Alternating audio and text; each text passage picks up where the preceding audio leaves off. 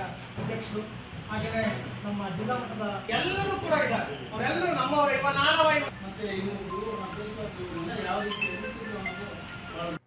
ಮಹಿಳೆಯರ residential school ಇದು.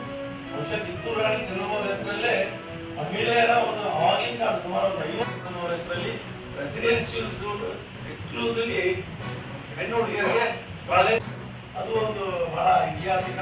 ಅದು ಓದಿರ್ತಕ್ಕಂಥವ್ರಿಗೆ ಅದು ಅಷ್ಟೊಂದು ಹೊಳಪುಳ್ಳ ನಕ್ಷತ್ರ ಅದು ಗ್ರಹನೇ ನಕ್ಷತ್ರ ತರ ಕಾಣಿಸುವಂಥದ್ದು.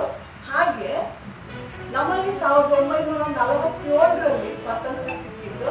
ಅದಕ್ಕಿಂತ ಮುಂಚೆ 1857ರಲ್ಲಿ ಸ್ವಾತಂತ್ರ್ಯ ಹೋರಾಟ ಆರಂಭ ಆಗಿದ್ದು. ಅದಕ್ಕಿಂತ ಮುಂಚೆ 33 ವರ್ಷಗಳ ಮುಂಚೆ ಕಿತ್ತೂರು ಚೆನ್ನಮ್ಮ ಸ್ವಾತಂತ್ರ್ಯಕ್ಕಾಗಿ ಹೋರಾಟ ನಡೆಸಿದ್ರು.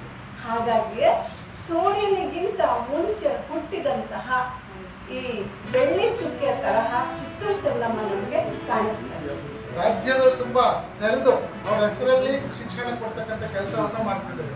ಮೊದಲು ಸೈನಿಕ ಶಾಲೆ ಅಂತಕ್ಕಂಥದ್ದು ಬೆಳಗಾಂದಲ್ಲಿದೆ. ಸೈನಿಕರ ಶಾಲೆ ಅಂತ ಹೆಸರನ್ನು ಯಾಕಿಟ್ಟಿದ್ದಾರೆ ಅಂತಂದ್ರೆ ದೇಶ ಸೇವೆಗೆ ಹೋಗ್ತಕ್ಕಂಥ ನಮ್ಮ ಮಿಲಿಟರಿಯಲ್ಲಿ ಒಬ್ಬರು ಸೇವಕನ ಕೆಲಸ ಮಾಡಲಿಕ್ಕೆ ಅವನೇನೇನು ಕಲ್ತ್ಕೊಳ್ಬೇಕು ಅಂತಕ್ಕಂಥ ವಿಚಾರಧಾರೆಗಳನ್ನ ಅವರ ಹೆಸರಲ್ಲಿ ಇರ್ತಕ್ಕಂಥ ಸೈನಿಕ ಶಾಲೆಯಲ್ಲಿ ವಿಚಾರಗಳನ್ನ ಶೈಕ್ಷಣಿಕ ಮಹತ್ವವನ್ನು ಹೇಳ್ಕೊಟ್ಟು ಅವರು ದೇಶ ಸೇವೆ ಮಾಡತಕ್ಕಂಥ ಜವಾಬ್ದಾರಿಯನ್ನ ಆ ಶಾಲೆಯಲ್ಲಿ ಕಲಿಸ್ತಕ್ಕಂಥ ವಿಚಾರ ಆಗ್ಬೋದು. ಮುಖ್ಯವಾಗಿ ಎಲ್ಲ ಸೂಚನೆಗಳನ್ನು ಸಹ ನಾನು ನೋಟ್ ಮಾಡ್ಕೊಂಡಿದ್ದೀನಿ. ಮುಂದಿನ ದಿನಗಳಲ್ಲಿ ಇದ್ರ ಬಗ್ಗೆ ನಾನು ಜಿಲ್ಲಾಧಿಕಾರಿಗಳ ಜೊತೆ ಚರ್ಚಿಸಿ ಮುಂದಿನ ದಿನಗಳಲ್ಲಿ ಎಲ್ಲರೂ ಭಾಗವಹಿಸಿ ಜೊತೆಯಲ್ಲಿ ಈ ಒಂದು ಸರ್ಕಾರಿ ಕಾರ್ಯಕ್ರಮ ಆಯಾ ಜಿಲ್ಲಾ ಕಚೇರಿಗಳಲ್ಲಿ ಸಹ ಆಯಾ ಜಿಲ್ಲೆಯ ನಮ್ಮ ಇಲಾಖೆಗಳ ಮುಖ್ಯಸ್ಥರು ಕಾರ್ಯವ್ಯವಸ್ಥೆ ಇರೋದ್ರಿಂದ ಮತ್ತು ಈಗಾಗಲೇ ಶಾಲೆ ಕಾಲೇಜುಗಳೆಲ್ಲ ಆರಂಭ ಆಗಿರೋದ್ರಿಂದ ಅಲ್ಲಿ ಸಹ ಕಾರ್ಯಕ್ರಮ ಆಯೋಜನೆಗೊಂಡಿರುತ್ತದೆ.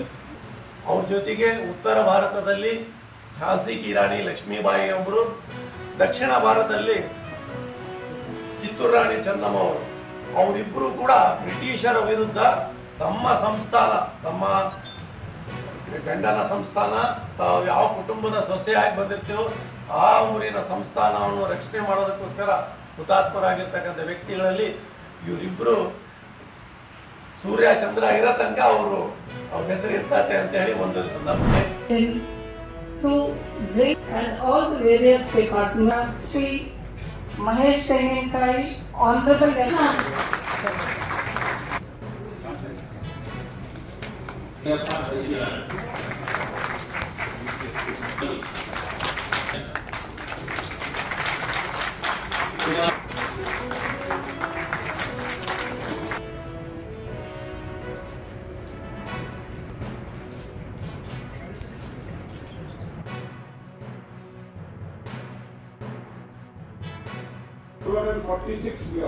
ಎಷ್ಟಾಗ್ತದೆ 10 ವರ್ಷದೊಳಗೆ ಎಷ್ಟಾಗ್ತದೆ 500 ಗಿಗಾವಾಟ್, ಡಬಲ್ ಇನ್ 10 years. ಅಷ್ಟು ವಿದ್ಯುತ್ ನಾವು ಏನಂದ್ರೆ ಕನ್ಸಂಪ್ಷನ್ ಮಾಡ್ತೇವೆ, ಖರ್ಚಾಗ್ತಾ ಇದೆ.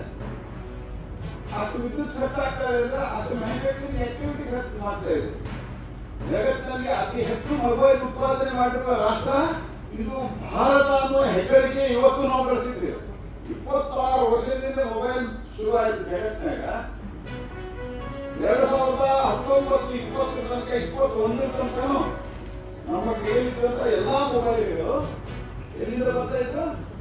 ಚೈನಾ, ಅಮೆರಿಕಾದಿಂದ ಬರ್ತಾ ಇದ್ರು. ಈಗ ನಿಮ್ಮ ಕೈಯಲ್ಲಿರುವಂತಹ ಎಲ್ಲಾ ಮೊಬೈಲ್ಗಳು, ಈಗೂ ಕೆಲವರು ಮೊಬೈಲು ನೋಡ್ತಾ ಇರಬಹುದು, ಅಲ್ಲೇ ಇದೆ. ನಮ್ಗೆ ಯಾರು ಕಂಡಿಲ್ಲ ಇವತ್ತು. ಅಂದ್ರೆ ಒಂದು ಭಾಷಣ ನೀವು ಕೇಳ್ತಾ ಇದ್ದೀರ, ಸಂತೋಷ ನನಗೂ ಇದೆ.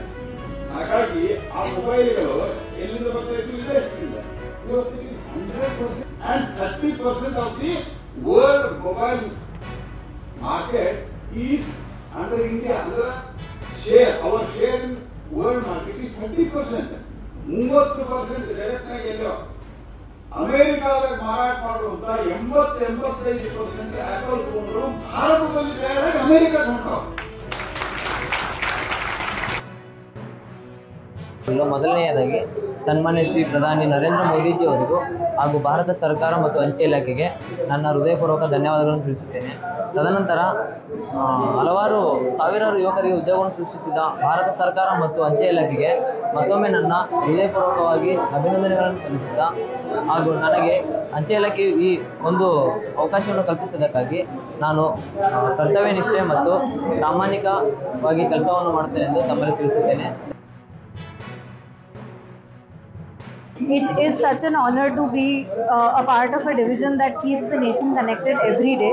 This achievement is the consequence of my dedicated consistency, hard work, and the well wishes from my family and friends. And I would also like to thank the Honorable Prime Minister Shri Narendra Modi and my family and friends. I am honestly very delighted to embark on this new journey.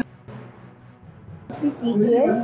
After my appointment, I was very happy. My family is also very supportive in all of my journey. I've practiced a lot of mocks and then I prepared for the exam and gave the exam, and my family was very supportive. After my appointment in the department, I didn't face any kind of issues. The department was very supportive.